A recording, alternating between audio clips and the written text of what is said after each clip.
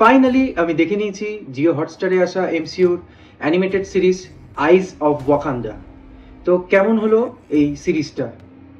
তো আমি ইন্দ্রনীল আর তোমরা দেখছো বংশুপ চ্যানেল ফ্রেমসের মধ্যে ফ্যান্ডাম।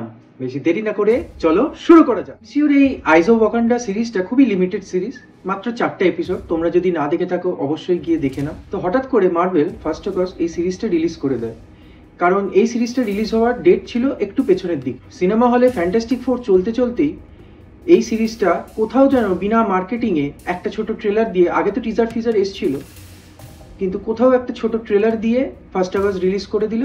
এবং অনেকেই হয়তো এই সিরিজটা জানেও না। অ্যাজ আ অ্যানিমেটার আমার এই সিরিজের অ্যানিমেশন দারুণ লেগেছে। এটার একটা আলাদা চার্ম আছে। এখনো অবধি এমসিইউর আন্ডারে যে অ্যানিমেশন সিরিজগুলো এসছে সেগুলি হলো what if, your friendly neighbourhood Spiderman, X Men 97-এর সিরিজ যেটা আবার নতুন করে এসছে সিজন, আর এই আইজ অফ ওয়াকান্ডা। এই প্রত্যেকটা অ্যানিমেশনেরই স্টাইলাইজেশন একে অপরের থেকে ভিন্ন। এর ইন্ট্রো পার্টটা তোমরা মিস করো না, কারণ ইন্ট্রো পার্টটা অসাধারণ।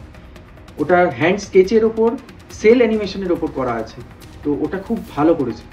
এছাড়া পুরো সিরিজটাতে যে অ্যানিমেশনের ব্যাকগ্রাউন্ড ইউজ করা হয়েছে সেটা কোথাও গিয়ে মনে হচ্ছে হ্যান্ডমেড। তো অ্যাজ আ হোল অ্যানিমেশন এবং তার স্টাইলাইজেশন খুবই ইউনিক, আর তার বিজিএম অর্থাৎ ব্যাকগ্রাউন্ড মিউজিক তো অসাধারণ। Black Panther director Ryan Coogler এই সিরিজের এক্সিকিউটিভ প্রডিউসার। রায়ান কুগলার এই ব্ল্যাক কমিউনিটি বা এই ট্রাইবস বা ট্রাইবাল কমিউনিটি, আফ্রিকার মধ্যে যে এক একজনের এক একটা কালচার আছে সেটা খুব ভালো ফুটিয়ে তুলতে পারে। সেটা তার ব্ল্যাক প্যান্থার সিনেমাতেও দেখেছি আমরা। আর এই অ্যানিমেটেড সিরিজের বিজিএম এবং যে এনভায়রনমেন্টটা তৈরি করা হয়েছে তাতে ফুটে উঠেছে। কিন্তু এই সিরিজটা অ্যাজ আ হোল অতটা ইম্প্যাক্ট ফেলছে না, কারণ এই সিরিজটা ততটা জমেনি যতটা ভাবা হয়েছিল বা আমি ভেবেছিলাম। এই সিরিজটার অনেক ফ্লজ আছে এবং মার্ভেল হয়তো সেটা বুঝতে পেরেছিল বলেই তারা তড়িঘড়ি এটাকে রিলিজও করে দিয়েছে হটস্টারে। ছোট্ট করে যেটা, তো এটা ব্ল্যাক প্যান্থার কমিউনিটির বা এমসিইউ টাইমলাইনের অনেক পুরনো গল্প। অ্যাকচুয়ালি এটা প্রিকুয়াল বলা যেতে পারে ব্ল্যাক প্যান্থার গল্পে। এখানে ওয়াকান্ডাতে কিভাবে তারা সেঞ্চুরিজ ধরে ছিল এবং কিভাবে তাদের এই যে ভাইব্রেনিয়ান আর্টিফ্যাক্ট স্টোলেন হয়ে যায় এবং তাকে তারা রিট্রিভ করে, সেই নিয়ে এই সিরিজটা শুরু হয় 1206 BC-তে ক্রিট নামক এক শহরে, এবং সেখান থেকে পরের ধাপে সিরিজটায় চলে যায় আমাদের ফেমাস ট্রজানের যে গল্প, একটা ছোট্ট টুইস্ট দিয়ে। তারপর সেটা যায় 1400 AD-তে, যেখানে আমরা দেখতে পাই চায়নার ঘটনা। এবং এই অ্যানিমেটেড সিরিজে আমরা প্রথম একটা লেডি আয়রন ফিস্ট ক্যারেক্টারকেও পেলাম। এর আগে আমরা নেটফ্লিক্সের সিরিজে আয়রন ফিস্টকে দেখেছিলাম, সেটা কোথাও গিয়ে এমসিইউ তো ক্যানন হয়ে গেছে, কারণ মার্ভেল নেটফ্লিক্সের সমস্ত ক্যারেক্টারকেই নিয়ে নিয়েছে। আমরা আয়রন ফিস্টকে এমসিইউতে দেখবো, কিন্তু আলাদা ভার্সনেই দেখবো এরপরে। তো সেটা থাক।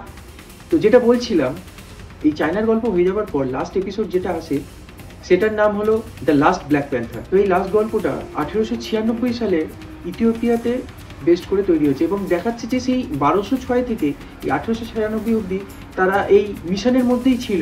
তাদের এই যে ভাইব্রেনিয়াম যেটা বিগত বহু বছর ধরে লুট হয়ে গেছিল, সেগুলোকে ফিরিয়ে আনার গল্পগুলোই চলছিল।